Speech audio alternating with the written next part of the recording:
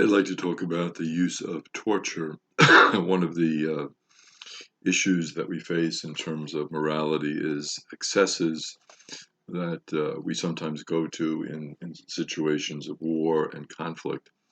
The excesses are somewhat understandable because we can get caught up in the emotions of the moment. But they're also a caution for us to take a look at how we act as human beings and in terms of just the morality of what we do and what we stand for, both individually, of course, and as a country. In this particular torture case, waterboarding was used, deprivation, isolation, beatings, and the gentleman was suspended naked from a ceiling. So you can see that there was many different aspects to this particular torture. The gentleman's name was Majid Kahn. Majid spent some time in the Central Intelligence Agency's black sites after 9/11. So again, you can see the context for this. It was after 9/11, country obviously upset. We had been attacked. Um, and there was a tendency to say, we want to stop this in the future, obviously. We want to take steps to get those who perpetrated this. We want to get information as best as we can. So you can see the context for this type of situation. Khan was an Al-Qaeda recruit, and he spent time in Pakistan and also in the United States. He pleaded guilty in 2012 to terrorism crimes. So we acknowledge that he was a terrorist, that he participated in these crimes. He delivered thousands of dollars and helped fund a deadly hotel bombing in Jakarta. So we're not talking about somebody here who was innocent. He was involved in terrorist acts himself, and his terrorist acts led to the killing of many innocent people. 7 military officers serving on an 8-member jury at the Navy base at Guantanamo Bay signed a letter urging clemency for the prisoner. And a quote from their report, Mr. Kahn was subjected to physical and psychological abuse well beyond approved enhanced interrogation techniques, instead being close to torture performed by the most abusive regimes in modern history. So these were Army personnel. These were not civilians. They recognized that what happened here was excessive and was similar to what regimes would do, who we would say were highly abusive, illegal regimes using all sorts of terrible methods. And what happened to him in the hands of the United States was just really an outrage. They called this abuse, the military officers, they called this abuse a stain on the moral fiber of America.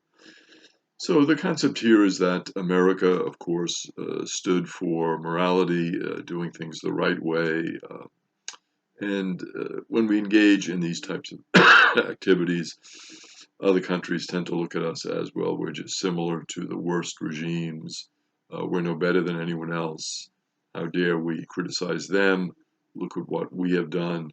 So we kind of lose our moral standing. And that's what these officers were reacting to, that these excesses really cripple our effort to promote freedom around the world, our effort to help other countries.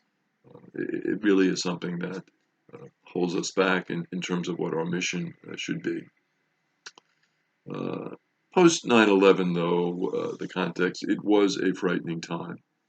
And the country basically reshaped its domestic security.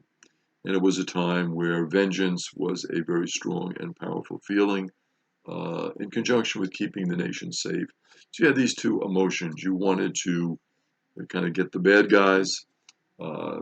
There was this feeling of vengeance, revenge. We have to stop this. But also, we have to do what's best to keep our people safe. And certainly, people going to work in an office building and then dying, terrible, terrible, awful situation.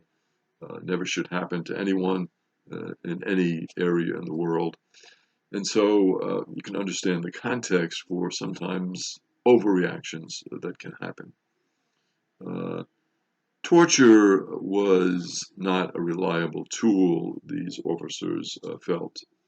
He said Kahn's abuse was of no practical value in terms of intelligence or any other tangible benefit to U.S. interests. So what we did was not effective, was not helpful in terms of our mission. Obviously, we thought it might be. We might get some information that could be useful and could help save lives.